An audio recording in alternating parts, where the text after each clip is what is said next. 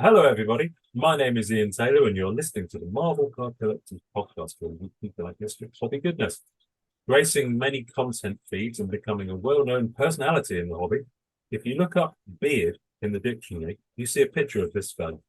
You'll also see his picture when you look up the phrase good dude. So I'm thrilled to welcome one Mr. Luis Alonso to the show. Welcome to the podcast, sir. Thank you, sir. Appreciate it, man. How you doing? I'm all right. Thank you very much. I'm all right. Now, I I I've seen you on some content, but not as much as you've been on because a lot of it is on when I'm in bed because you're in Yeah, Florida and big time difference. you go on the live stuff. And much as I try to watch a lot of it back afterwards, I've only got so many hours in the day because of work and because of kids and doing this. So talk to me. Assume I know nothing about you, and some of our listeners and viewers won't know anything about you. What's how do you what do you do? What's your kind of connection with Marvel cards? How did you get into Marvel cards? Give us your origin story. Well, bro, the first I've said this story multiple times in other podcasts and stuff like that. But I pretty much started, as a kid. Like you have comics and you see superheroes everywhere. Marvel was everywhere. DC was everywhere growing up. It's just part of that era. Uh, and I really got into actual Marvel cards. So when I was a kid, my folks split up when I was young, and my old man moved to Central America to run a couple businesses with my grandfather. Oh, cool. So he lived up there for multiple years, and I was a badass kid, man. I mean, my mother was young, trying to handle me by herself. You know what I'm saying? My dad's in a different country and stuff. So my mom shipped my ass over to Central America, live with my dad. So I lived over there for a few years. And the very first, and this was, I was sent over there when I was 9, came back when I was almost 12. So when I got up there, going to the schools, you know what I'm saying? I got enrolled, my old man enrolled me into school, and I would see the kids, trade in these Marvel Pepsi cards, which were the 94 Flair cards. So, I was like, oh shoot, like these are really cool, man. Growing up, who Spider-Man was, Wolverine, the Hulk, you know what I mean? Like that's part of the culture. And I was like, bro, I got fascinated with these cards. When you're a little kid, you want what other people have, and you want to have it too. But the trick was you had to collect bottle caps. So you collect the different Pepsi product bottle caps. Back in those days, there wasn't 2 liters like we have now, like the plastic 2 liter with the plastic bottle cap, with the plastic cap. Back then, it was a big glass, bottle, and it had just like a regular metal pop cap. You know what I'm saying? So you would have to collect those, take them to the Pepsi factory in the city, and redeem them, and they'd give you Marvel cards. So that was my first ever introduction to Marvel cards. Okay. And I was about like 9 or 10. Right.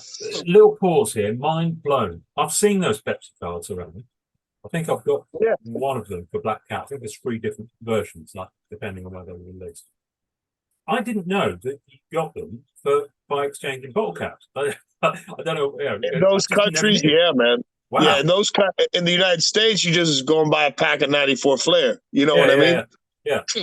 But for the Latin America over there, it was that was the vibe. Wow. Okay. Yeah, you'd have to redeem. So, dude, I'd be up and down the neighborhoods with all the little local neighborhood kids with plastic bags, just picking up bottle caps, man. Like every house, hey, we're looking for bottle caps, and we'd go, going through the plastic bins where they throw all the, the bottles, and the bottle caps would fall to the bottom, and you're lifting up bottles, taking bottle cap. It was fun, man. It was cool. And then when you get the card, it was like, as a kid, it was like so gratifying. It's like, man, I just put in that work, and now look, I got some cards. Now I can go to school tomorrow and trade. And yeah, it was good. So that's the first introduction to Marvel cards for me as a kid. That's why 94 Flair is a special set for me. Yeah, nice. Do you still have some of those OG ones that you collected? Bro, I don't, man. No. No, you're a kid, 9, 10 years old. Like you're just, you're collecting. And I moved back to the States, and then, life changed again. And, you Yeah. had all the comforts and the pleasures of living in America, that you really, didn't have over there. So unfortunately, no, man. And it sucks, dude, because I had some good ones, man. I had quite a few of them. Oh, It sucked. I had have the you? Wolverine. I remember I had the Wolverine. I had the Cyclops, the Hulk, the Spider-Man. I had the Spider-Man out of that. The Domino with the big gun with that. That was just Yeah, like, yeah. it's just iconic cards that when I look at them, it takes me back to, being a kid, scavenging for bottle caps. So That's it was cool. cool. That's cool. I like Yeah, that. Have you acquired them since? I have it, man. Is it on I've your opened. list? I have a lot of '94 flair. Oh Like wow, that's yeah, for yeah, sure. yeah, I've yeah, yeah. opened tons of boxes of that stuff, and then I've, and I get my enjoyment with that. But I have not. I have not ventured into that realm yet. Yeah, yeah, no, I I'd like think to get a box and open a box and get that experience, but mm, yeah. maybe one day, maybe one day. Never say never. Um, Yeah. so you moved back to the States. When did you kind of pick up Marvel cards again? Because obviously, I guess the timing of it. If you're probably around the age I think you are, similar to me. Brother, Um, I'm gonna be honest with you. I locked back in with Marvel cards, I want to say in 2017. oh, cool. All right. 2017, and I pretty much stumbled onto Marvel cards again. There was this, we went to the mall, went to go watch a movie with the wife and the kids, and this brand new little game and card shop had just opened up in the mall. So I told my wife, let's go in and see what they got, man. See what's good. So we walked in there, and a bunch of vintage games and vintage consoles and stud toys and shit like that. But the dude had in the corner of like the room, he had like this it's like a storage shelf, but it was like fancy. It was like some like a metal storage shelf, and it was big, and he had it all up in the corner, and it was just stacks, like just stacked up raw Wow. of Marvel cards, and there was probably like 200 of the long boy Spawn cards. Remember Oh the yeah, yeah, Spawn cards that were like they were like a rectangle. yeah. The white paper So ones. I Yeah. I love Spawn, bro. I've liked Spawn since I was a kid, man. Spawn was always a big deal for me as well. So so the guy had a ton of cards, and they were like 2 or 3 cents a card, bro. Like Mm, they were pennies per card. mm.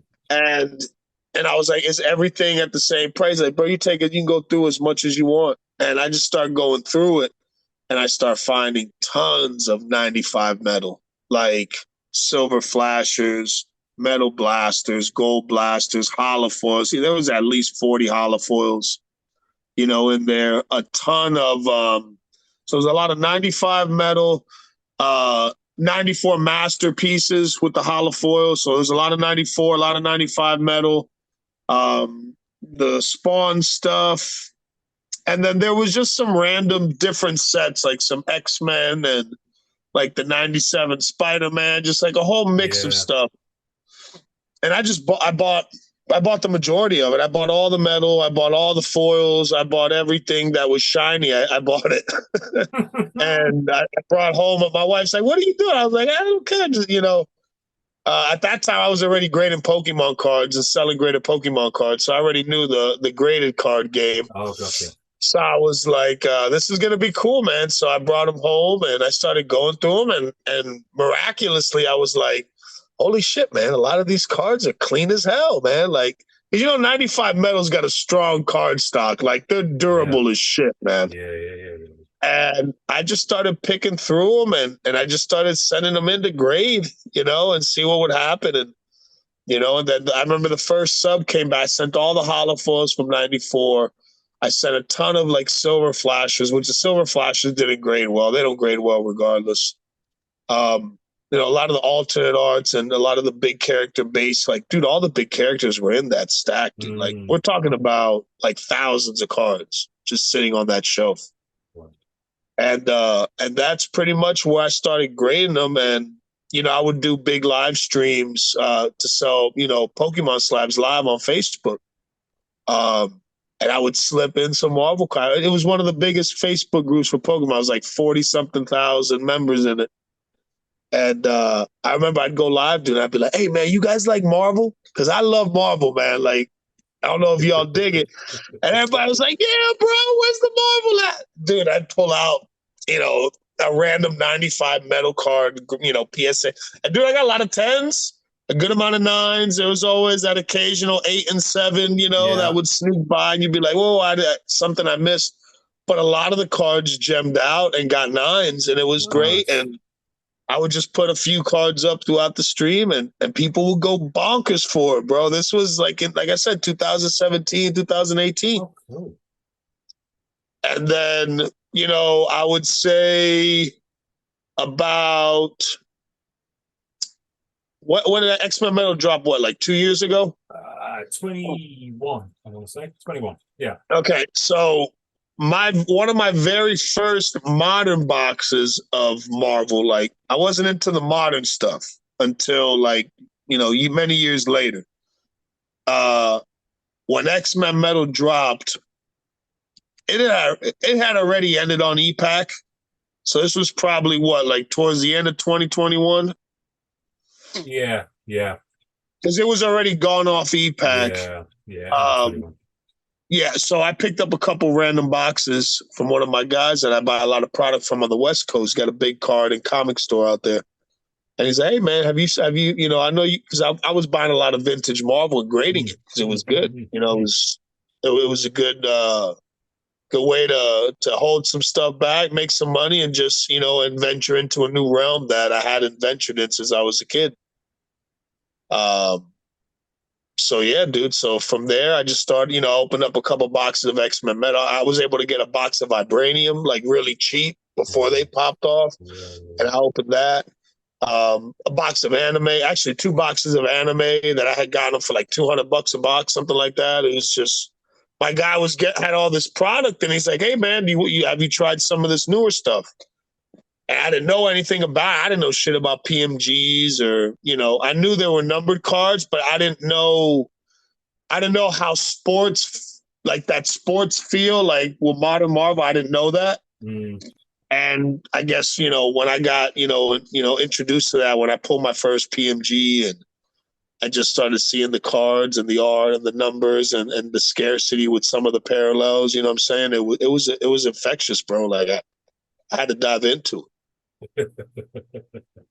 So of those sets that you mentioned, those new sets, you just mentioned you mentioned Vibranium, X-Men Metal, anime. Which of those was your favorite to open?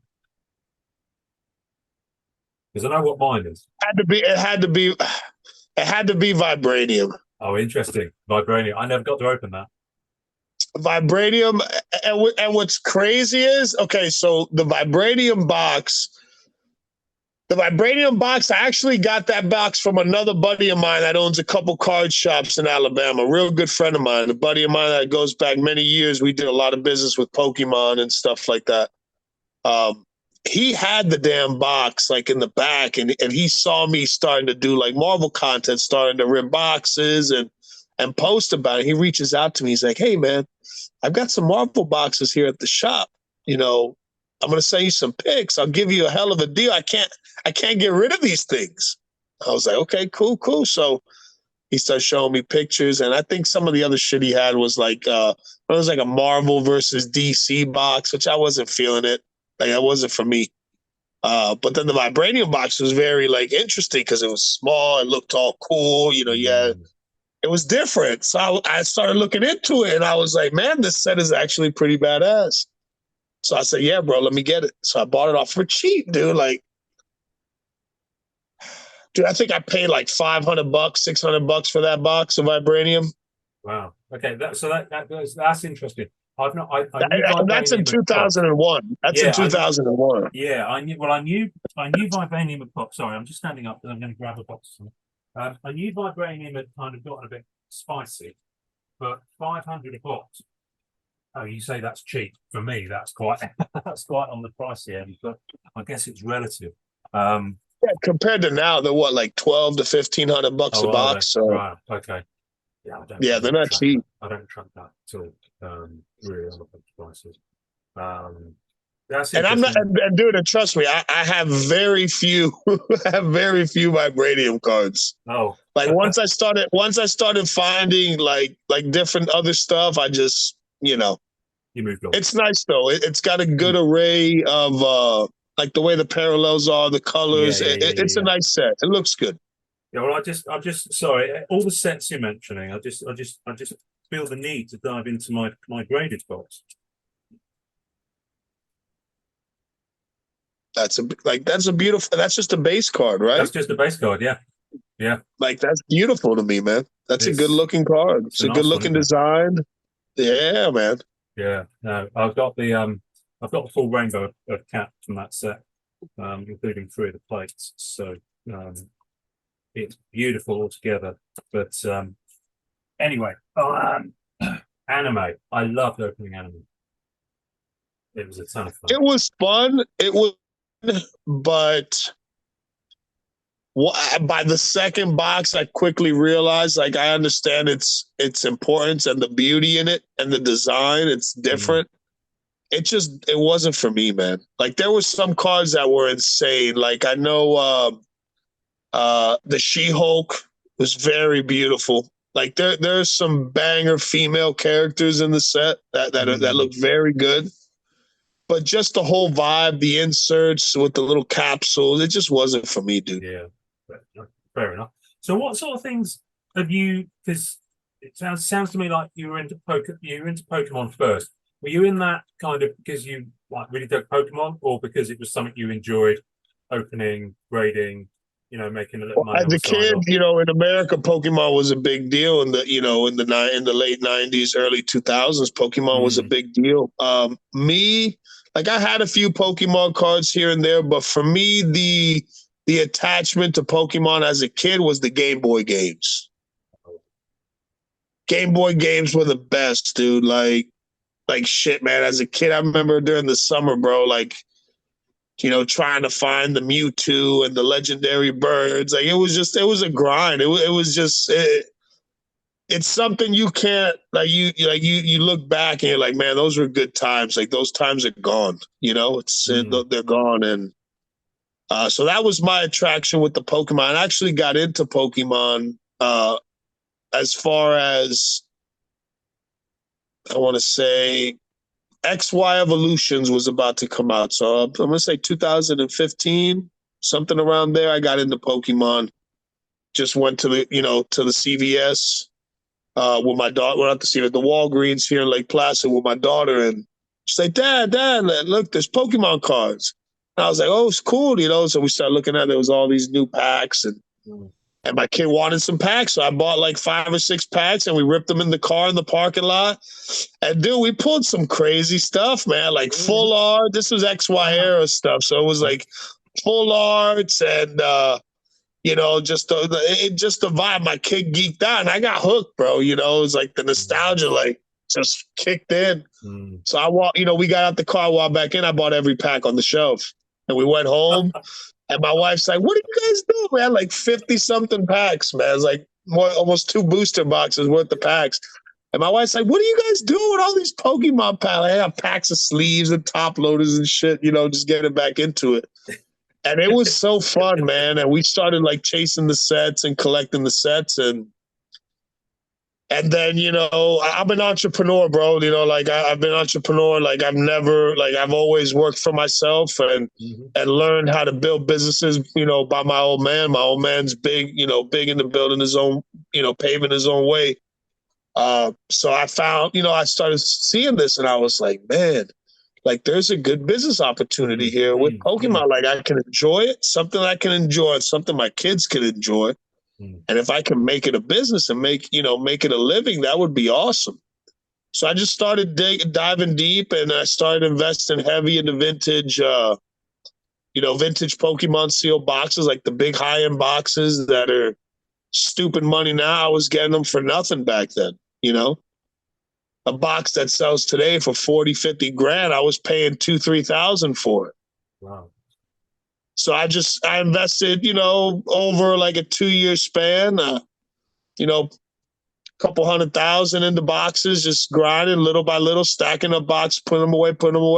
And then when COVID hit, the market exploded, everything like 100 times X, and it just went through the roof. And that allowed me to, liquidate some assets and invest into some other places that I want to, navigate through. And Marvel cards just came back. As soon as I got into it, I saw the structure. I saw the way the modern stuff was.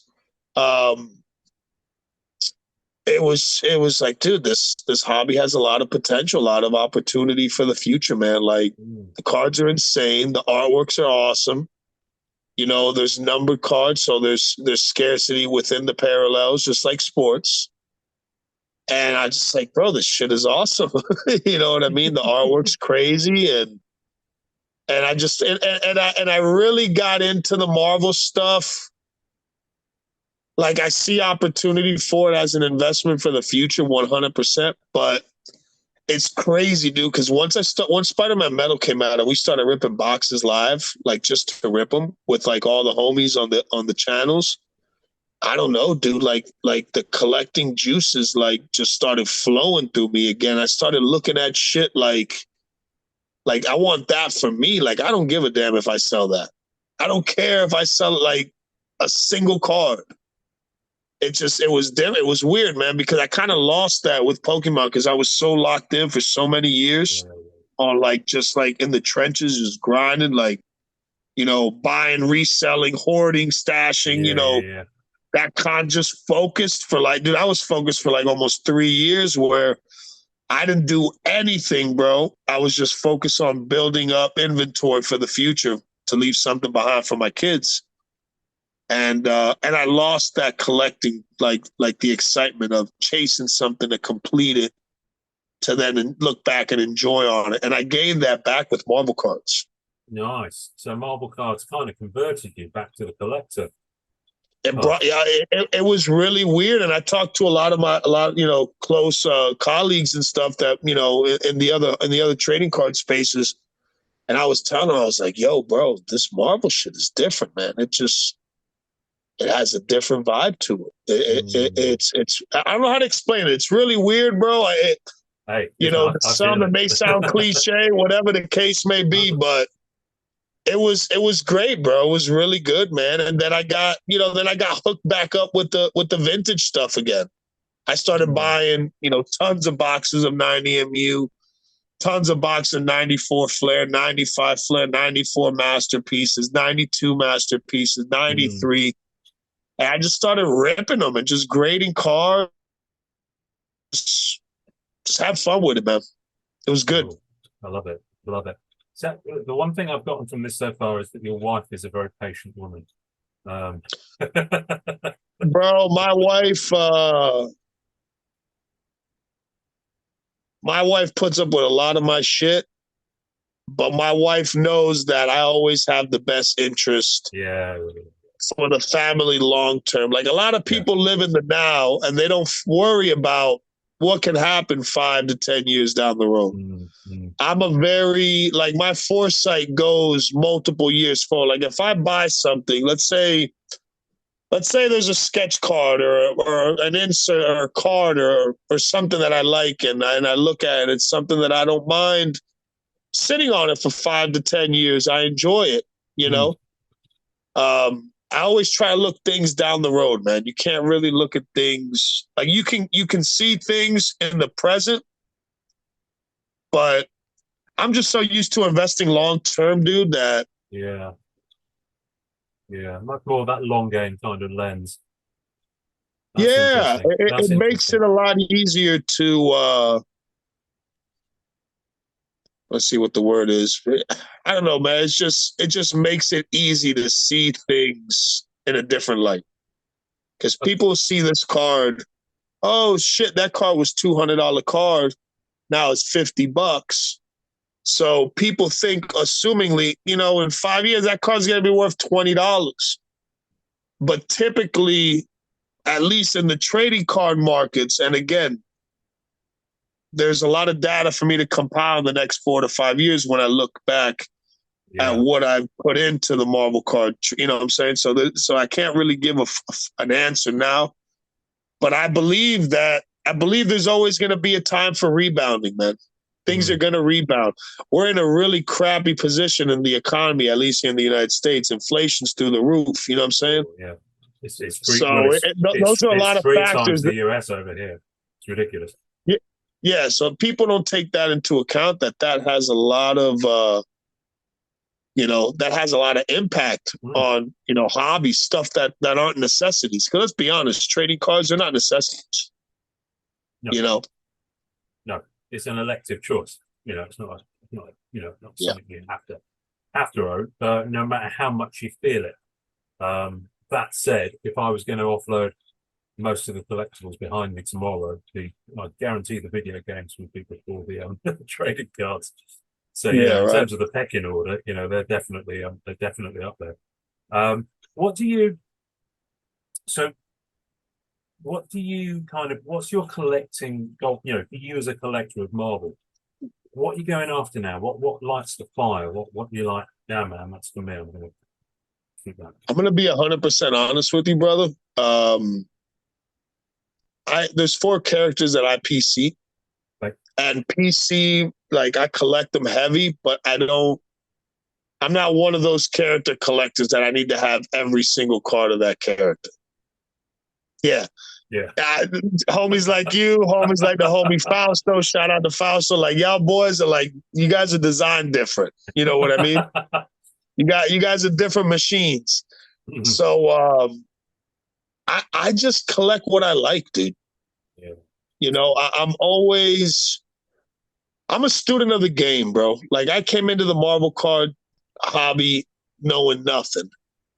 Like, knowing very little. Knowing, about the 90s sets, which, it's but I just dove in, just, trying to learn it and figure it out. And I'm learning, new things every day. I'm finding new inserts that I didn't know existed every day. And if there's if it's one of my PC characters and it's a card that I like, I just go and get it. So but my main thing that I've been focused on for the last 6 months, and it's a totally different ball game. It's a totally different animal, but I'm enjoying that a lot. And as far as investing heavy, I feel like that's where Marvel Cards has taken me, is original art. Interesting. Okay. Original art is, I like buying paintings, man. I like buying paintings. I like buying, from some of the top artists that over, the last year and a half, I've been learning a lot of the new artists that are in the game.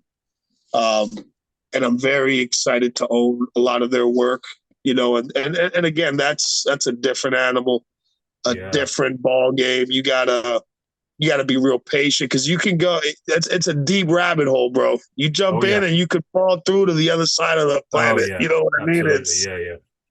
But knowing that, just seeing how crazy people go, like chasing after, buying, spending big money on some of these low numbered parallels, being able to have the painting that these people are going crazy for. Like, to me, that's special. Like, that's, in my opinion, those are the real one-on-ones. Those are the pieces that laid the foundation for the card sets for people to enjoy. Oh, absolutely. Yeah, no, something wonderful about having just I don't own any, actually, no, I do own a couple. Most of the stuff that I own in that space is prelims. Simply beautiful. Simply because I can't afford the finished pieces. I think there's only 2 finished pieces. Well, there are 2 final pieces that I own, but they're not finished pieces because the artist finished them digitally. So they've got, Okay. I've got the most advanced it got as a physical form. So you got like the pencil and the ink, and then Yeah, they yeah, digitally add the and then they color. scanned them and they digitally animated them. So that is still the original art because it didn't carry on in a physical form. So I'm lucky enough to have two of those. But I mean, no, who wouldn't give their right arm for Simone Bianchi painting? Oh, you get a Simone Bianchi, it feels like a finished painting. Yeah, exactly. Yeah, it's lovely. Now Shout I out to know Simone, man. I love you, big dog. now you've become a bit smitten with Mr. Bianchi, haven't you? I've noticed. Bro, I'm gonna be honest with you, man. Dude, he's one of the coolest dudes in the hobby, bro. He is. Shout out to Matt Datillo, another amazing person in the hobby, real good dude. Matt put me onto a lot of nice things. At a very, he took care of me very well. And just hanging out with Simone for the weekend, dude. Like, the dude's cool as shit, man. Like, he's so down to earth, bro. He's just real cool, fun guy. Like, yeah, he's just special dude. And his art's insane, bro. Like, yeah. His art's nasty, man. His art's definitely it's different, and that's what I love about it. It's got like that. I don't know how to explain it, bro. Like when you see a Simone art, you're like, yeah, that's Simone's work, bro. Like he's like he's got his own league. You know what I mean? Yeah, and it looks so different to anyone else's work. It stands out. It stands out, bro. He's got his own flavor. Just like Alex Ross, that real high, realism. He's got, when you see an Alex Ross piece, you know what it is. When you see an Eric Gist, the EM Gist piece, I'm a big fan of Eric Gist's artwork. I consider him, he's top 3 in my my artist, category as far as like who I look up to as far as like an artist and their work and just like the grind that they've put in. So shout out to Eric Gist, man. He's insane. There's just, Dan Dos Santos. Shout out to Dan, bro. His art's ridiculous, bro. His set's gonna be insane, man. Like there's a lot of really good artists out there, man. You know what I'm saying? Joe Jusko, The Godfather, Dave Palumbo, real good dudes. There's a lot of good artists in the game, man. We're lucky to have the catalog of artists that we do. Yeah, yeah. And I tell you what I love. I love the fact that they are in a space where they're able to and willing to kind of interact with the collectors so much. That's a blessing, I think. I think that's, outside of going, if you can go to a con, fair enough, but not everyone can go to those. So the fact that, Simone, I remember back in 2018, 2019, did a live stream on MMC just for the group, just to talk about masterpieces. Take questions from people. It feels like that gap between artist and collector is like so close now. Like it's very easy for people to interact with the artist. And I will be honest with you, I think that for one is great for the artists. Yeah, it gives them more exposure.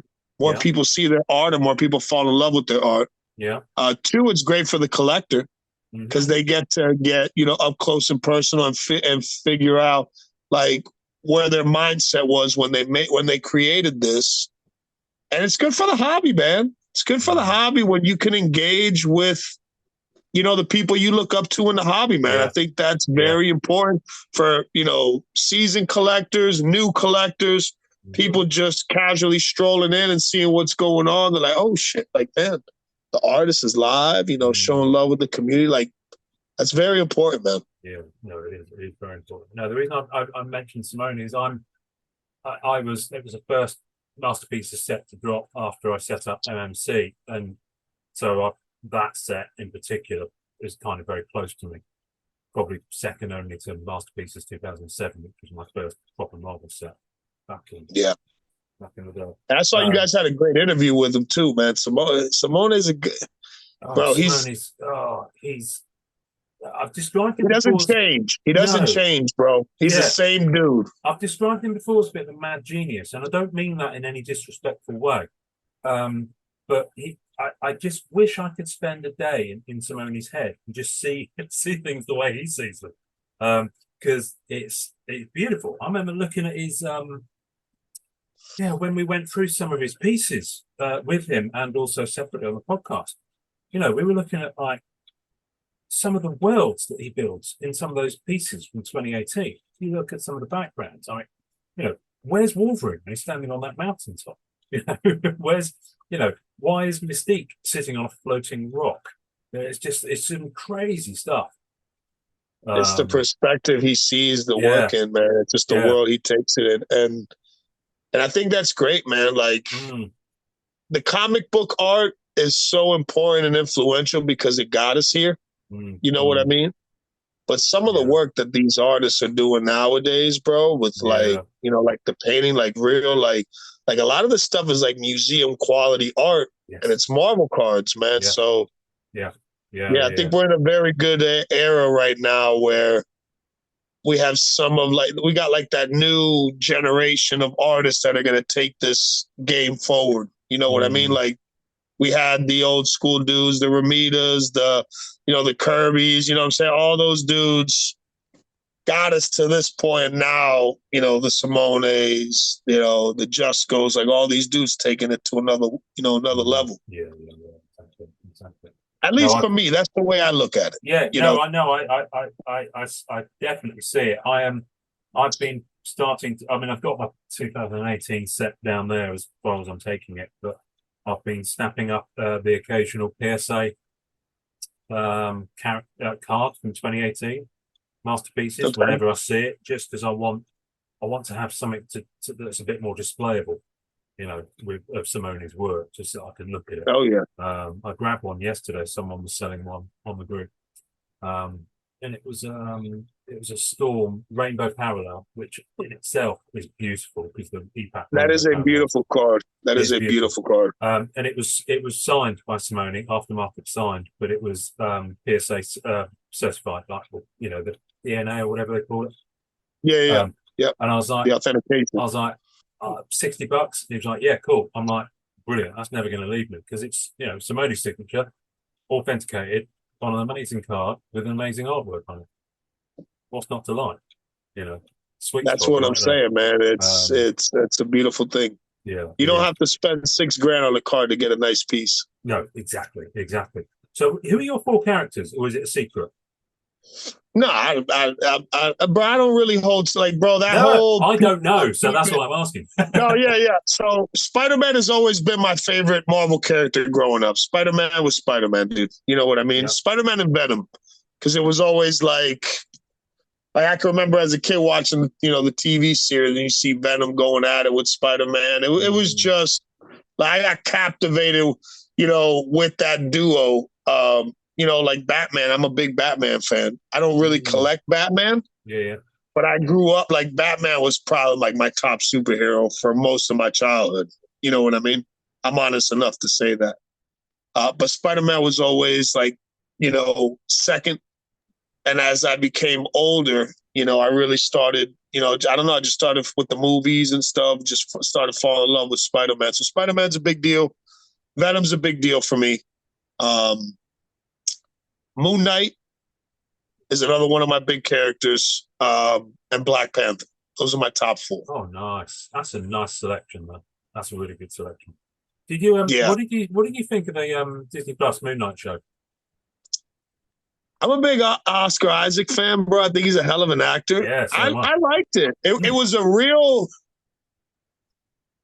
I don't want to curse on your thing, but it was like a real mind cluster. Just just like whoa, like. It was different. It was different. The costume looked badass. The fight scenes looked great. They introduced the Scarlet Scarab character, female character, which was great. And now she's starting to get her own comic run. Like they pulled her from the show, and they're doing a comic series with her. I've been seeing a lot of the covers popping up.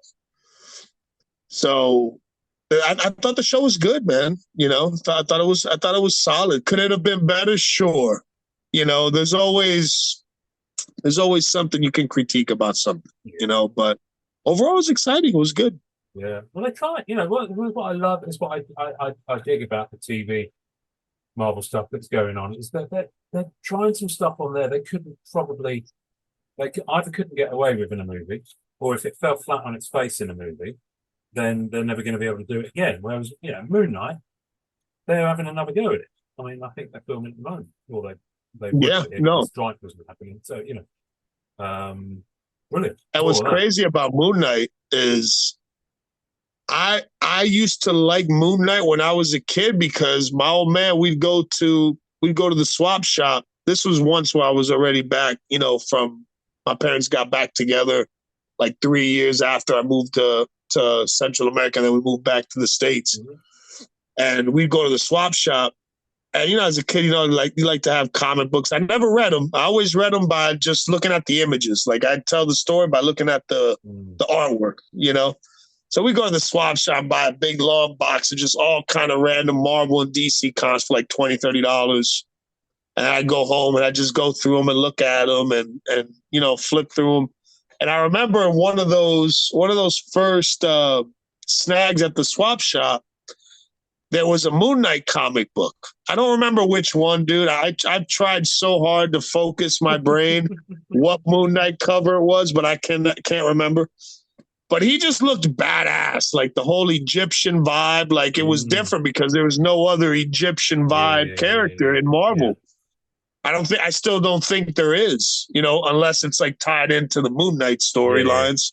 Yeah. So I really like Moon Knight, but I was like, but who the hell's Moon Knight? Like you like back in the day, no one knew who Moon Knight was. You know what I'm saying? As a kid, like he was cool, but he wasn't like the mainstream characters like Spider-Man and you know what I mean? Yeah. And then with Moon Knight, just, when I got into cards, being able to, just to pull like a Moon Knight out of 94 Flair. When I pulled that card again, I was like, oh shit, bro, I need to get back on this Moon Knight. These Moon Knight cards are sick. So that's how I got into collecting Moon Knight now. And then Black Panther, bro. I became a Black Panther fan after Civil War, dude. When I seen Black Panther chase down Bucky, in that one scene where he's jumping through cars, and I was like, bro, Black Panther, like, what a badass character. So I started looking into him, and I got hooked on Black Panther, man. Just what he symbolizes, like what he means, like, he's a superhero, but he's a king. He's a protector of his tribe. You know what I mean? So I fell in love with the character. I just thought, and there's a lot of good Black Panther cards. Oh yeah. There's a lot of good ones. And that's just, I was like, yeah, I'm just going to start collecting Black Panther. I love it.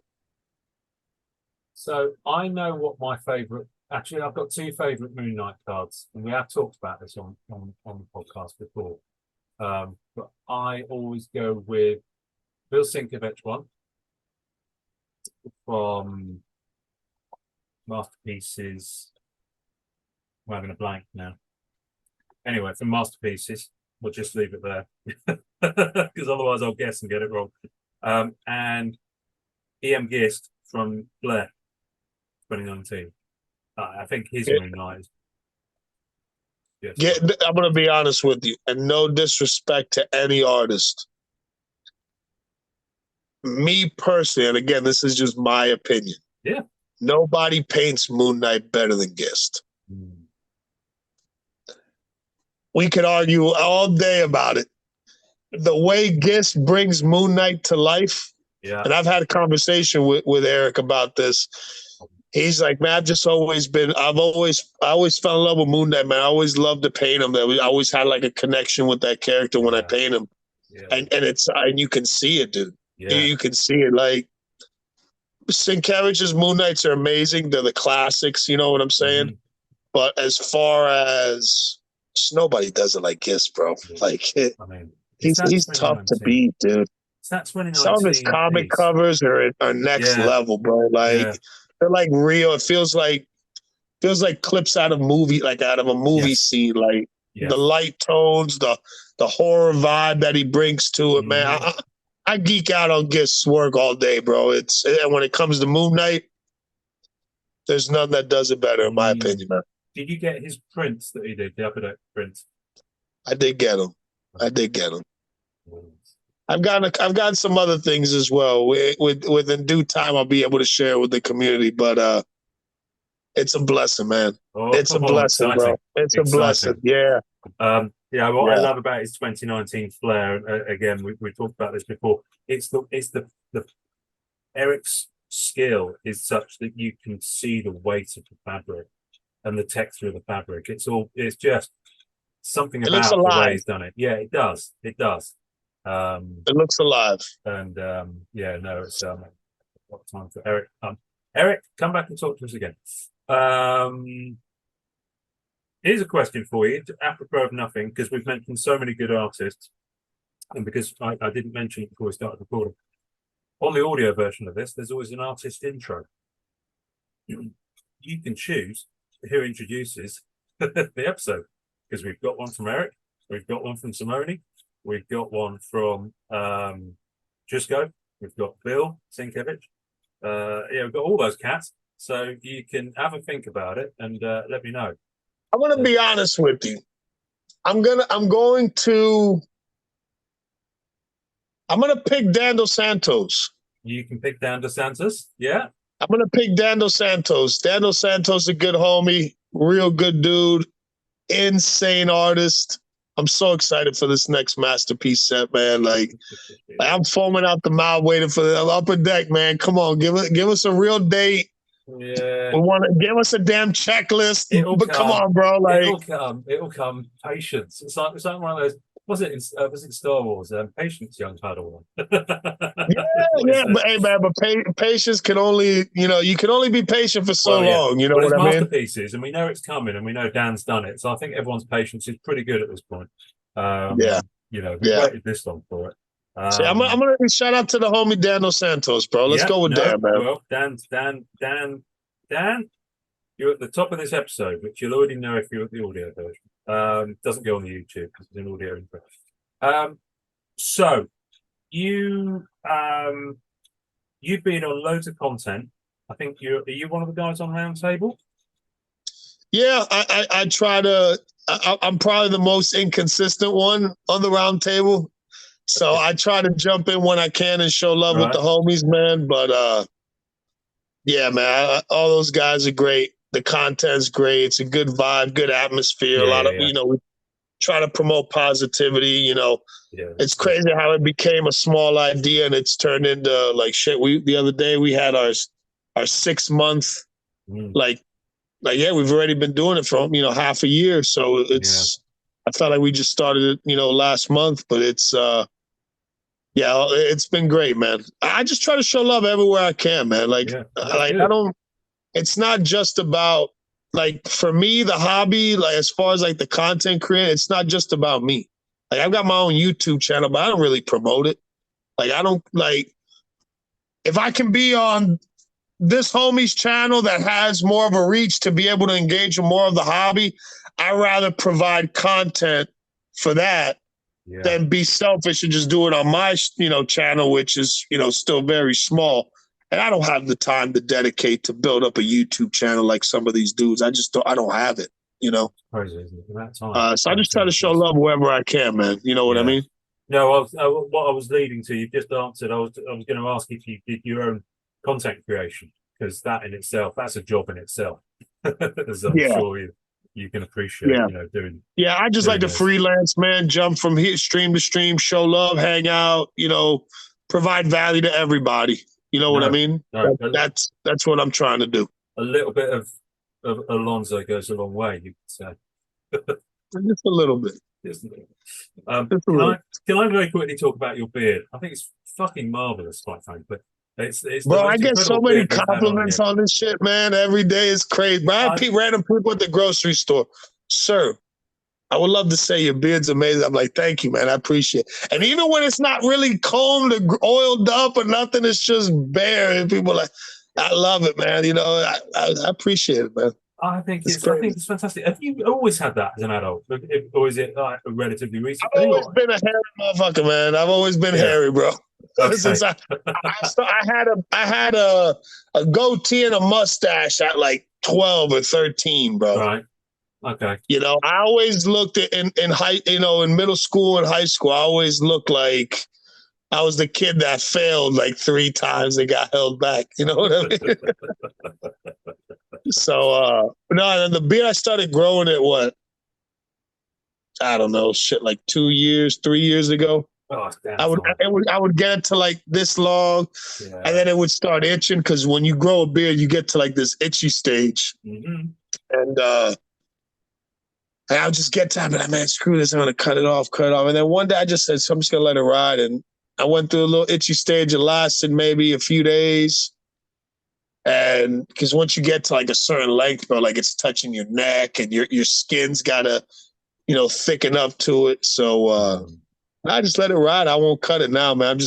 I told my wife I'm gonna let that shit grow like Gandalf, baby. Yeah, brilliant. I love it. Do you have? That's it. Are there photos in existence of you with massive hair and a beard? I've never had. I've always had low cut hair, bro. You've always had right. I've never. I've always been a fade dude, bro. I've always had fades growing up, man. My whole life. Well, I never had long hair.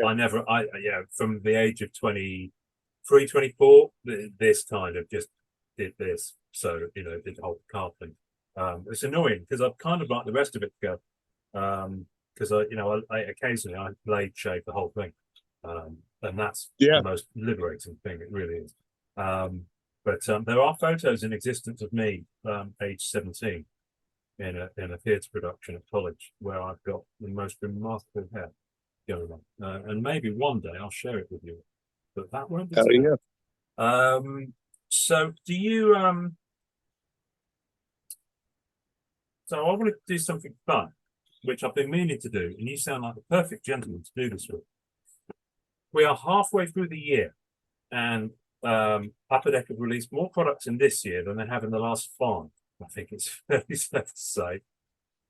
You look like you've dipped your toe into most of them. Would I be right?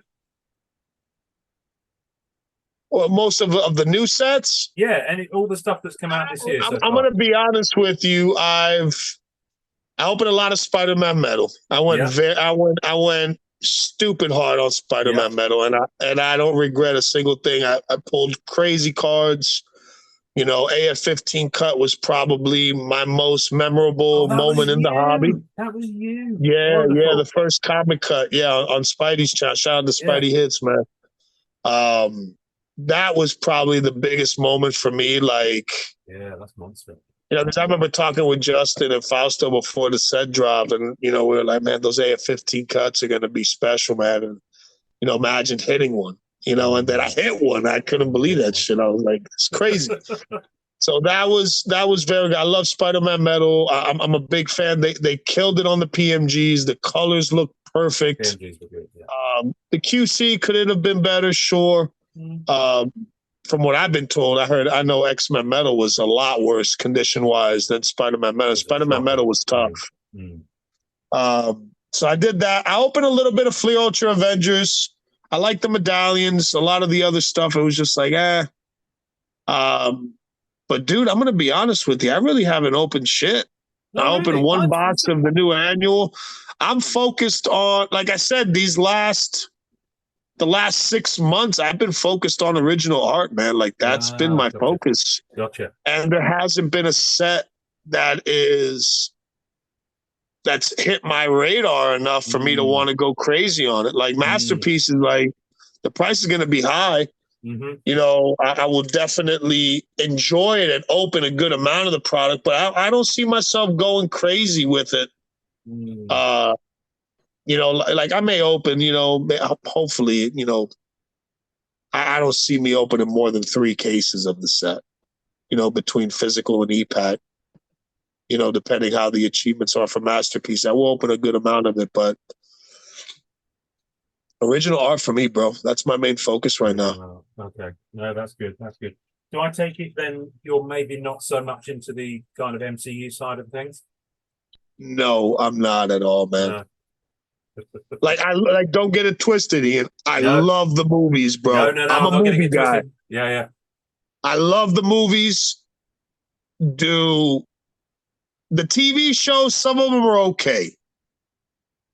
Like Black Diamond was cool. I've opened some Black Diamond. That's a cool set. The Allure was okay. Yeah, it was nice. It felt like I was opening up like NFL Prism or something. Yeah, Chrome or something. Yeah. Yeah. But Masterpieces is going to be the set since Spider-Man Metal that I'm going to probably go hard on. Gotcha. I'm with you. Premiere looks good.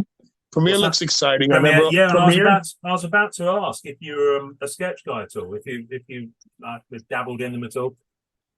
I like sketch cards, but I hate shitty sketch cards. Like if you like, and this to me, like Upper Deck really needs to tighten this up. When people are ripping and spending thousands of dollars to rip your product, and you're making sketch cards as hard to pull as they are now, you know what I'm saying? Like, there's a good chance there's not one sketch per box for 2023 Masterpieces. There's a very good chance. It doesn't look like it, yeah. So the worst thing is when you open a product and you finally pull a sketch card and you pull some shit like a kid drew. That's the thing that bothers me. I'm a fan of sketch cards. I love them. They're super important in the hobby. But at least for me to collect it, like, it's got to be a badass sketch card. It's got to be a sketch card that I'm just like, wow. You know? Yeah. No, I'm with it. Do you own any? Is that fair? Is that fair? No, it's perfectly fair. It's perfectly fair. I mean, that's the thing. That's the thing with sketch cards. Everyone's got a different take on them because the whole nature of it is it's subjective, you know. But no, I completely agree with you on some of the QC. You probably won't have had a chance to dive into it yet, but today, as we record, the episode is Steve Charandoff, who's boss of Rittenhouse Archives, and of course, all of their products from 2006 through to 2015, 2016, when they lost the Marvel license. One full color sketch per box. And the quality control on those, it was absolutely top notch. Just in terms Rittenhouse, they move very differently. I haven't opened a lot of Marvel Rittenhouse, but I did invest a good amount of Game of Thrones Rittenhouse, like cases of hobby boxes. Oh, interesting. Yeah, I've got Case of Inflections tucked away, Iron Anniversary Series 1 and 2. Like, I really like the Game of Thrones stuff, like the way Rittenhouse. So yeah, Rittenhouse is fun. You should check out the episode, man, because Steve Charandoff is worth listening to, because the guy was at the Skybox back in 94, 95, 96. So he's OG. You dropped that today, right? I saw you drop that today. Yeah, I'll definitely tune into that today. Check it out. Check that out. No, I picked up. It's dangerous because the thing is, for me, I've not got a big card spending income, but I get attracted by stuff that I know I probably shouldn't go near. And so last year I saw someone selling a really affordable bundle of Game of Thrones autos, and I picked them up. And I've only got about a dozen of them. They look good, don't they? Beautiful. They look good, man. Yeah, they're nice, and they're actors that, for me in the UK, are big names, because I've seen them on TV over here in UK stuff, or I've seen them on stage or whatever, you know. And the only kind of level of awareness they have outside the UK, I guess, would be things like Game of Thrones. So they're not regarded as that higher end, which is why I think I've got such a good deal on them. But I've got them, and I've got the autograph of Roger Allen, you know, an English actor. He was in V for Vendetta. He does the narration in one of the shows my kid watches. You know, Sarah. What an awesome movie, V for Vendetta. That was an insane movie. Oh, V for Vendetta is an amazing film. That's a classic movie, bro. Yeah, such a good film. Remember that movie came out when my first daughter was born. And I remember she was tiny, man, and we laid her in the bed in the middle with us, and we sat back, me and my wife. We were young, man, and we watched V for Vendetta. What a badass movie, dude. Oh, yeah, so elegant. Just the design of it, with the fighting, just the symbolism. It was a good movie. It's really good. Yeah, I got to watch that again. Thank you for bringing that up, man. No, I do need to watch it again, actually. I've got a lot of time. This is the other thing I'm very tempted to go into. I haven't got any yet. See, the thing is, with Game of Thrones, I've broken the seal. I've got some. Yeah. Lord of the Rings, I don't have any autos or costume relics yet, but I know I'm going to go into Lord of the Rings because, damn it, I need a Hugo Weaving autograph. Yeah.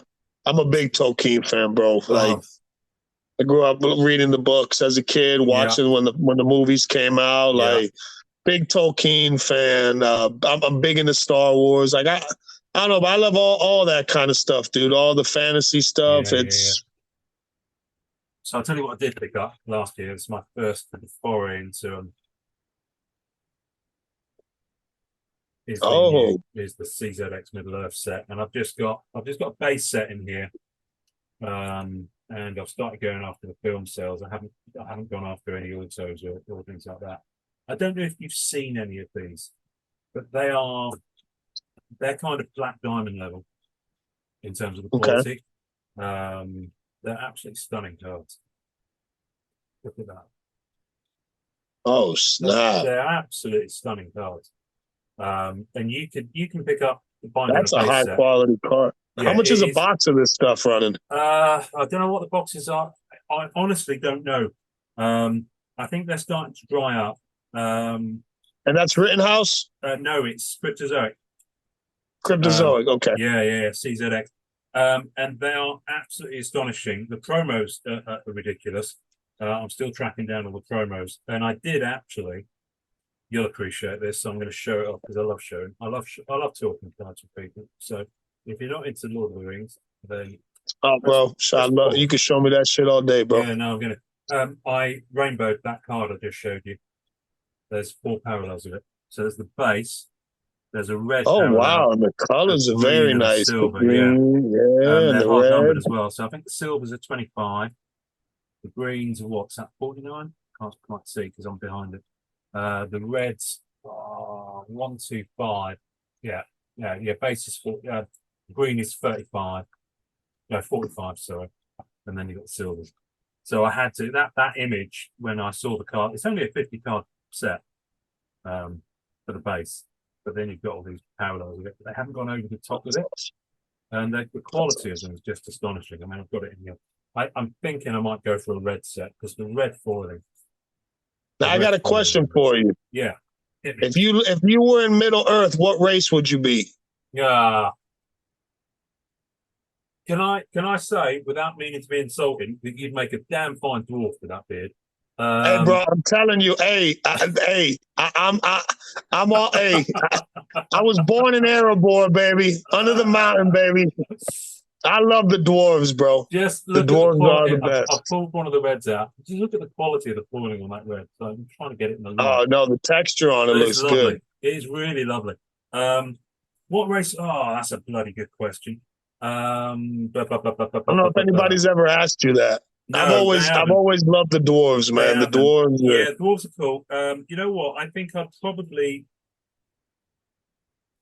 not good with horses. They tend to bite me, so I'm not going to be Rohan. I think I'd probably hang out in Minas Tirith.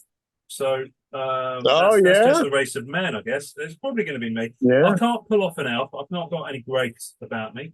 Um, yeah, I think, I think I'd be the race of men. One of Aragorn's followers. I could do that. I could do that. Oh Why not? yeah, oh Um, yeah. but no, I strongly recommend that set. The film sales are kind of a bit frowned upon of late in the Marvel space, which I get. But they've done them with the CZX one, but they've done them in such a way. Right, let me just illustrate this. So, there you go. Sorry. I've only got three consecutive, but you can kind of get the gist of it. So if you Oh look, shoot, the they look panel, good, man. yeah, the next image you see is the one that's in the middle of the next card. So they kind of move on consecutively. That's Um, beautiful, man. they're really nicely done, and they're numbered as well at 375, but they're thick. Um, they're just stunning. They really are. I strongly recommend this set. Um, and there's a few fellas in the US. Matt Fuller went big into it because he's big into his Middle Earth sketches. Shout out to Matt Fuller, bro. So yeah, Guy's a legend, bro. Love that guy. so yeah, I strongly recommend it. Um, I can't remember where we were before we went on that tangent, but that's okay because it's just a conversation, isn't it? Just a chat. If there was one set here's the thing. If they said to you, right, okay, you can only collect one set for the rest of your days. You're going to dabble in one set for the rest of your days. What would it be? 94 Flair. Is the right answer. No, it's a banging set. Like, I haven't finished my I'll do this. As far for like my old set would definitely be 94 Flair. Yeah, 94 Masterpieces is up there too. I'm a big fan of the Hildebrands. Yeah. I would say my favorite modern set, I'd have to wait for Masterpieces to come out to get the feel for it. Because this will be like my first modern masterpiece set where I'm engaged in the hobby and I'm there from the pre-order to the release to the first. You never forget your first. Yeah. So, but I'm gonna be honest with you, man. I don't get tired of opening Spider-Man metal, dude. Really? Wow. I really enjoy Spider-Man metal, man. There's a lot of good things in that set. But this Masterpiece set may change my mind. And again, I've already seen 3 of my PC characters that they've already, shown off. I haven't seen the Moon Knight yet. I'm excited for that. Yeah. But the Black Panther's ridiculous. Like, I haven't seen a Black Panther with like that sci-fi like feel to it. Like, it's got that. Like, it's different. Like, it stands out to all the other Black Panther arts I've seen. Yeah. I'm a big fan of that. The Spider-Man versus Venom, ridiculous. That card's insane. The Miles versus Green Goblin's pretty insane. That Storm. You see that Storm? Yeah. There's a lot of good. It's going to be insane. I think this set's going to be. So this may change my mind. This may end up being, but for right now, I'd have to say Spider-Man metal. Would be for like as far as my modern set. That's good. So I've got my Flair from the 90s. I'm fortunate enough to have 2 of these binders. These binders, because they didn't do a binder for 94. So I've got 2 of them. So I've got one for 94, one for 95, and I need to get another one of these for the 2019 set. And of course, there's a new Flair set coming down the pipe as well, which I imagine you'll be probably picking up when it comes. It depends, man. Like, I'm again, I've learned a lot over the last year, and with the amount of shit that Upper Deck's throwing at us, week after week after week, it's real easy to get lost, man. Like, it is. You have to have a strategy. Yeah. Like, collecting modern Marvel these days, you got to have a strategy. You gotta rip responsibly. That's something that I like to tell people. You know what I mean? Hey, listen, because you see somebody else going crazy, that don't mean you have to go crazy. There's just so much out there. It's very easy for a new collector to get lost and get like sidetracked. Okay, I'm going to get this and then that and then this. I think people need to sit back, figure out, what do you want? Do you want to collect a premium set? Do you want to collect like a beginner set? Like, do you just want to collect a base set? Like, there's so many ways to go about, and I think with the amount of stuff Upper Deck, and again, like you said, there's a set every other week dropping. I'm just gonna stay focused. I'm gonna let the year play out. I'm definitely gonna play with Masterpieces for sure. I'll probably play a little bit with Premiere. I think the concept of it is cool. I never opened up any of the older Premiere stuff. But again, I don't know how crazy I'll go. Maybe just a few tins. I'd just try it just out. To have fun with it. Yeah. I mean, they're beautiful. The tins are absolutely incredible. It's such a unique way of presenting stuff. And you get two or three sketches. You get 2 sketches and I think it's like 5 or 6 cards per tin. That's right. Which you're paying a big ass premium for just a few cards. You know what I mean? Yeah. It's almost like Black Diamond. You just get one fat pack. It is. Yeah. Like Marvel Gems, again, small box, one big pack, a little exclusive. So I just gotta, people just have to stay focused and really, study what you're looking into, man. Like, do your due diligence. Like, it's real easy to get caught up, man. It's real easy to get caught up. Trust me. And especially with e-Pack, it's very easy to get lost in the hobby with everything that's getting thrown at us. So, definitely. Have you been doing Unbound? Yes, every week. Yeah, you've been doing the weekly. Have I seen you on the weekly Unbound? Again, I try to pop on as much as I can. Again, I am probably the worst one out of those group of homies to show up every week. Like, I'm not gonna lie, I'm like, my schedule was always here and there, so I try to be as active as I can, man. You know what I mean? Yeah. But yeah, I do everything every week. All four cards, all 4 achievements. Wow, that's good. Yeah, we've been doing it for as long as more than halfway through. So week 30 something now, isn't it? We're probably about almost we're past the halfway point. Yeah, we're past the halfway point. Probably like 4 weeks, 5 weeks. 37, something like that. I can't remember now. The thing is, Unbound year 1 I did, but I didn't buy a single pack. I ended up just trading into it. You just traded. Yeah, I just did that. Because I found it so stressful with Marvel Weekly, which was their first kind of weekly thing. I did Marvel Weekly year 1, and I was like, nah, that's it, no, just buy it afterwards. So, yeah, I think the structure they did this year is nice. They got a lot. There's a lot more opportunity to pull cool stuff. Yeah, there's a lot more opportunity, and it's not like you don't have to get achievements to get them. Like, the sketches are tied into the pack, so I think that's brought a new dynamic for people that are like, this is more of a chase. Like, there's more. It's more of a shot to hit something big. You know. Yeah. I'll just wait. I'll wait until it's finished, and then I'll pick up just a base set.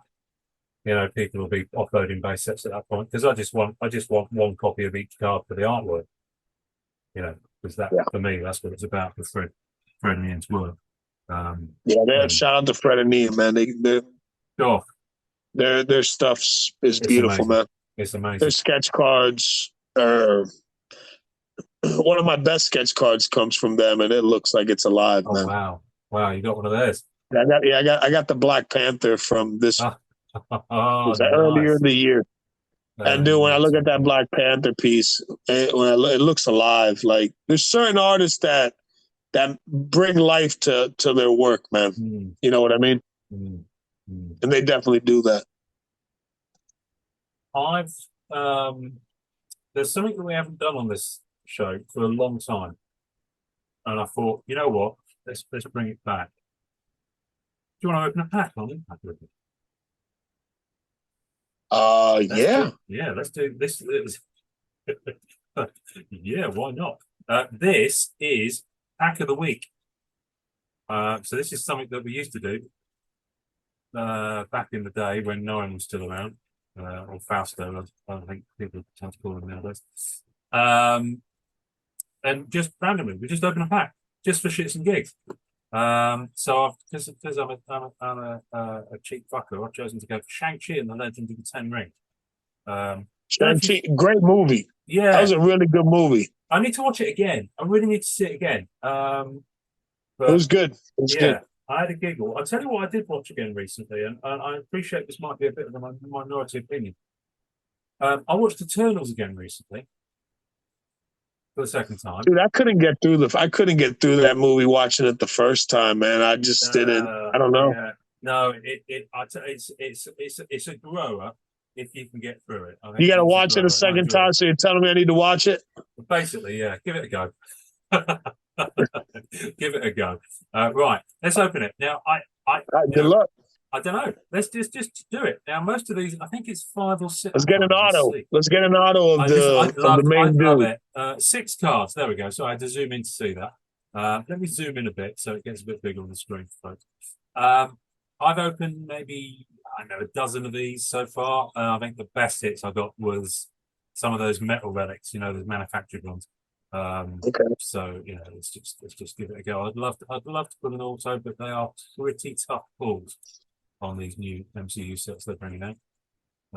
The villain in this movie was pretty cool. What was that dude with the mask, like with the face paint, Death like Dealer, the ninja, Death Dealer, the death dealer, the yeah, death yeah, yeah, dealer. yeah, That's a badass character, bro. yeah. And I've got, I did manage to trade all of those 12 packs.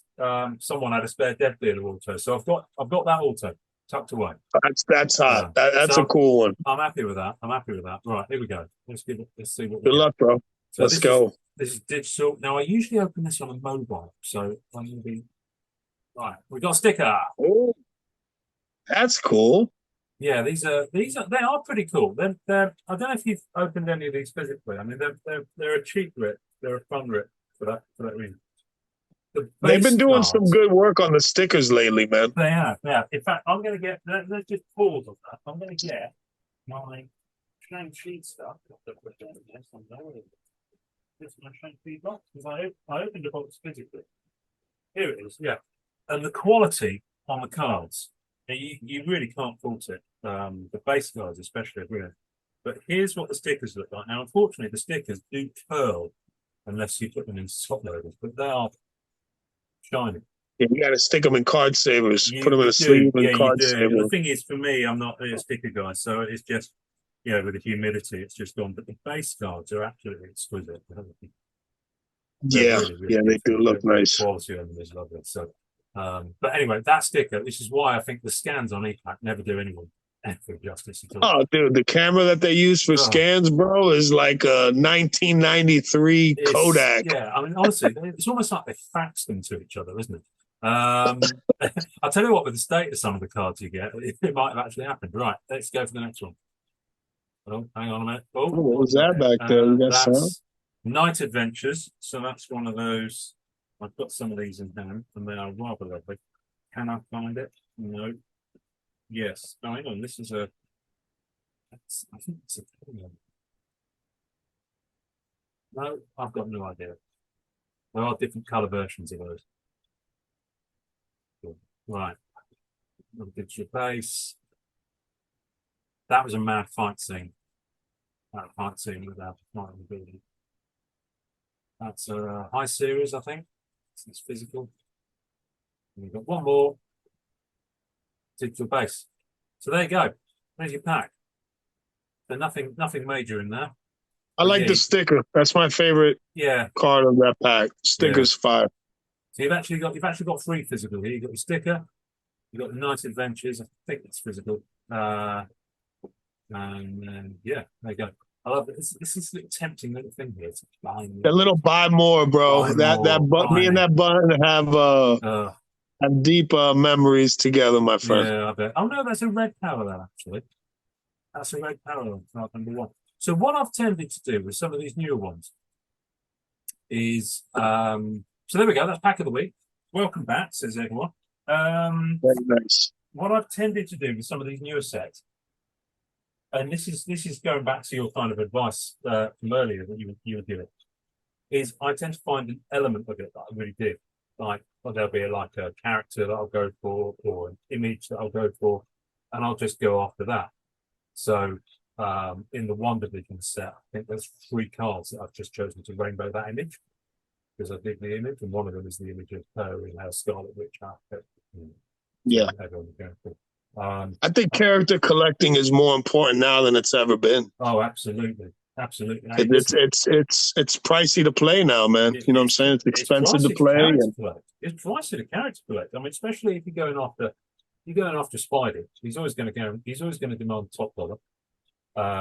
There's going to be a lot more people after that character because it's Spidey.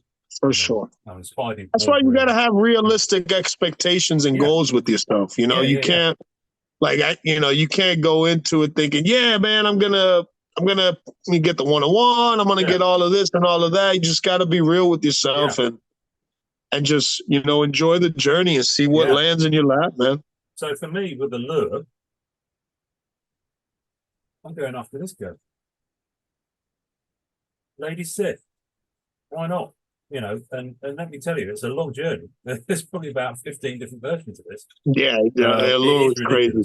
It is ridiculous. So I'm going off the Sith with a side of Colson,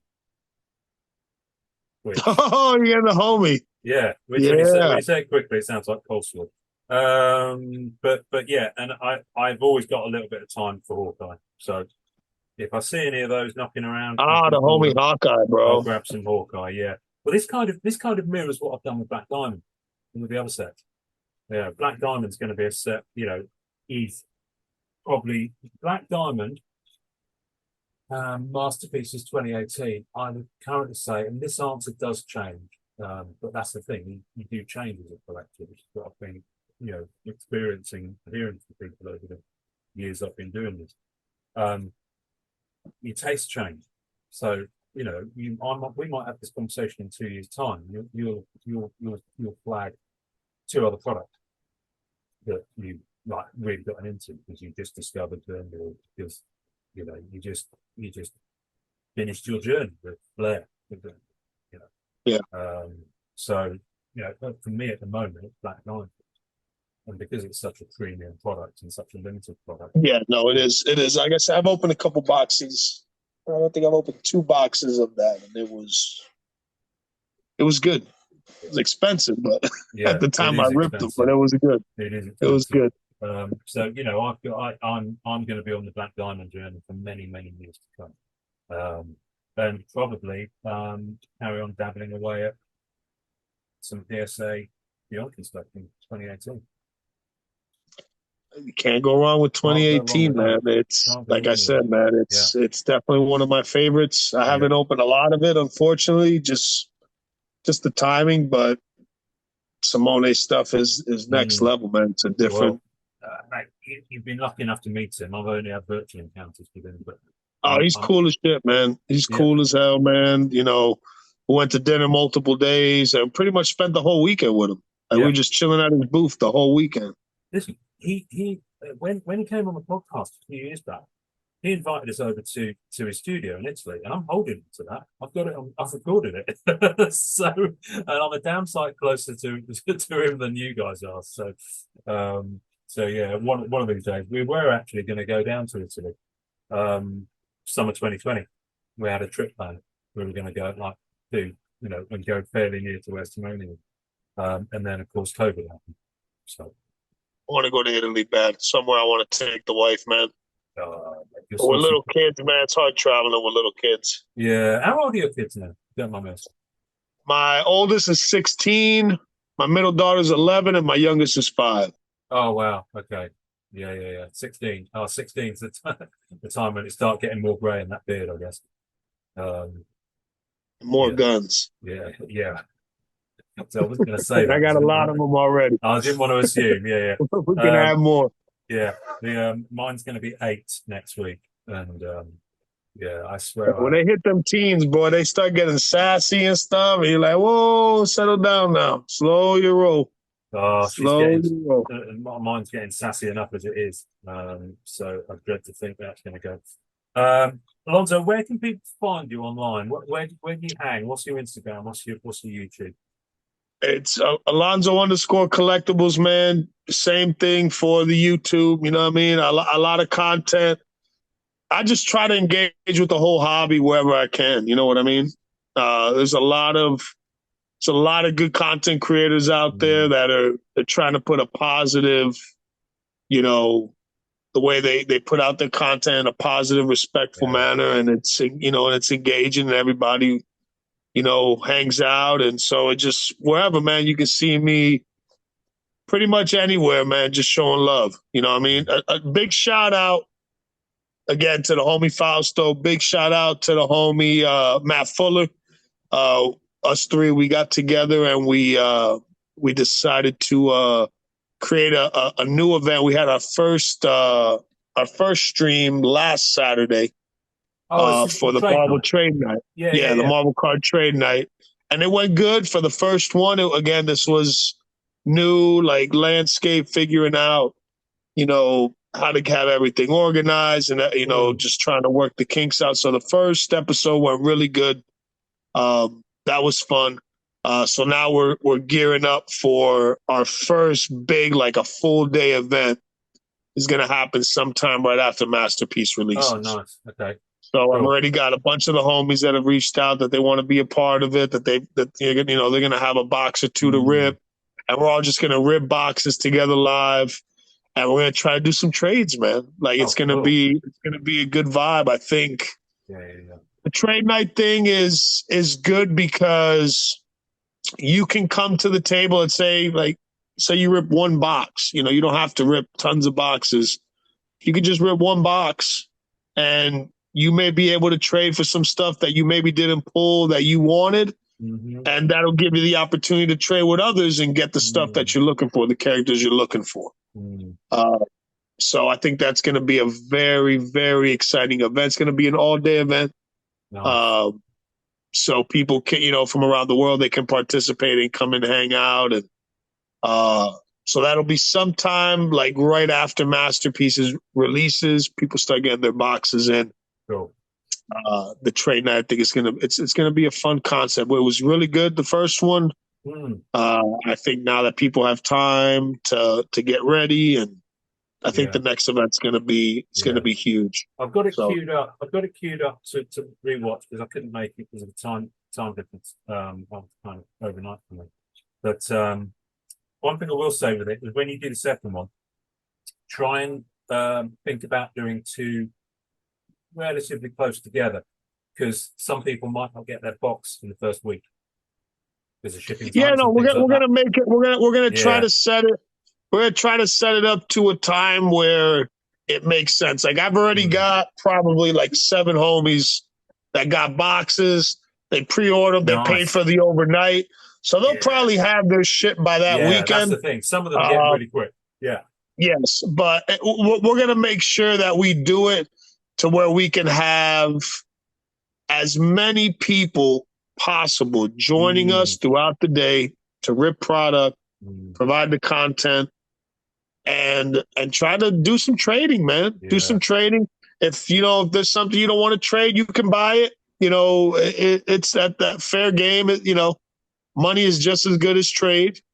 Sometimes you just don't have what the other person's looking for, and you put some money in their hands. Now you get what you want, and now they can use that money to go buy what they're looking for. So, I think it's going to be special, man. I'm excited about that. Cool. All right. Well, listen. Well, is it? And you've got your own Instagram for that. All right. Yes, there is an Instagram for that. Yep. Cool. All right. Well, I'll put a link Marvel to that. Card. I think it's Marvel Card _ Trade Night. I think that's what it is. I'll put a link to it in the show notes. I always put notes on the I'll send you a screenshot on IG so you put the right one. I think that's how it's spelled. Yeah, no, I think it's Marvel Card _ Trade Night. I've seen it. I've definitely been tagged by it, and I think I'm following it. So I'll find it. It's okay, cool. Good. It's not like I have to go for it. Hey, man, all I can say is this. For me personally, the enjoyment of the hobby is engaging with the hobby.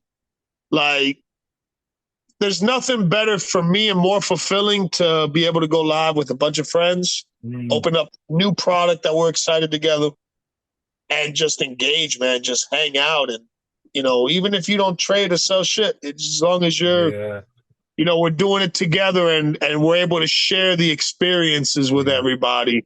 Yeah. I think that's what's the driving factor for me. Because I'll be honest with you, man, being active, doing content every week, it's a grind, bro. Yeah. It takes a lot of time. It takes a lot of effort. It takes a lot out of you. So me personally, if we're ripping product, dude, I can stream with homies all day. Yeah. Yeah. No, I don't get to do the live stuff as much simply because, a lot of people are on when, I can't feel and stuff like that. But I tell you, the thing that I most enjoyed this year was being on the live for MentalCon. Awesome. Because that was running at times I could be on it, and so it was just brilliant to be able to hang and just chat with people and just have fun, show some cards, talk about stuff. It was a great event, great really cause. Good.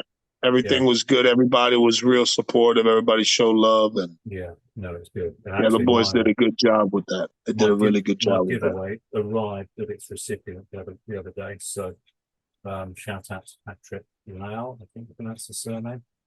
who got the 2 books that I sent him to just go corner box covers. So he got those. So, but yeah, no. While we're giving shout outs, I've got to give a shout out to Nathan, True Blue Collectibles, and Nathan's Jake, a homie, bro. Red Reverse, who put that whole thing together. Because hats off to you. You know, lots of respect for that. It was such a those are the homies, man. Yeah, they show nothing but love and yeah, good dudes, bro. Good dudes. I'm always happy to support a good cause and good people, man. Like, if we don't support good people, then who will, man? Yeah, amen to that. Right, I'm going to let you go. I'm going to bugger off because I've got to start thinking about hanging out with the kid because I can hear her outside, which means she's waiting for me to finish. Throwing rocks out the window. Get off the phone and get out here. Not quite, but she's got her own way of making her presence felt. Let's put it that way. This has been lovely to talk to you. I'm glad we finally got to hang out a little bit. Thank you, sir. Appreciate the opportunity, man. Oh, mate, well, you're welcome back anytime. Anytime you want, just come back. And what I like to do, I just like to kind of, you'll have heard me say this. I like to kind of, capture a snapshot of who's active in the hobby and kind of an old history of people's experiences, and it's great to be able to do. But also it means that the folks who do listen to this just audio and don't do the YouTube stuff, they might not know you. They can listen to this, and then next time, if you're on with a group of others, they'll know who you are. So, hey, man, for sure. I appreciate the support, man. Appreciate the love, the opportunity, man. It's a beautiful thing, man. Hopefully, we get you on trade night, man. Well, for the masterpiece event, it's going to be an all-day event. And it's going to be on a Saturday. Great. Well, that's even better. As long as the wife's not working, I'm there. As long as my box arrives, isn't it? At the very least, I'll hang out. No, at least and listen, dude, you may have something on your shelf that someone's looking for. Like it's not just. It's going to be focused mainly for masterpieces, obviously, because of the release. Yeah. But that doesn't mean that nothing else besides masterpiece can be traded. So well, listen, it's going to be great to be able to see people opening stuff. That's what we want to see, bro. Like I want to. Man, even if you only got one box, come share with us. Come enjoy with us. You know what I mean? I think that's all I'm going to be getting. Yeah. Well, there you go. But there you go. It's all good. I know what my goals are. I know what I'm going for. So, and they're fairly modest goals. So, if I put anything that's a banger, it'll probably trade me quite nicely towards that goal. So, and you got a nice black cat to chase too. Oh, don't even get me started. I kind of need. That thing is so sexy. Oh, that art is so sexy, bro. The way Dan paints women is like it's on another level, bro. It's on my feet and heart. I kind of need them to bench her for a set, so I'm hoping she's not in premiere because she's in beginnings, and there's more parallels than Spidey Metal, which I didn't think was possible, and masterpieces, obviously, and that's going to be a difficult one for me. So yeah, if she's not in premiere, I will be a happy man. More than likely, she probably will. She probably will be because they keep doing it to me. Every time I remember when they sent me the beginnings checklist. I opened it and I was like, so yeah. Anyway. But the other side of you, the dark side of you is like, yes. Yeah, the dark side of me is coming like, PayPal account. It's come to daddy. Cool. All right, there's. I'm going to let you sign off. What's the one thing you want to tell the viewers and the listeners at the end of this week's wonderful episode? Shout out to the community. Love all of y'all. Rip responsibly. And as always, enjoy collecting, baby.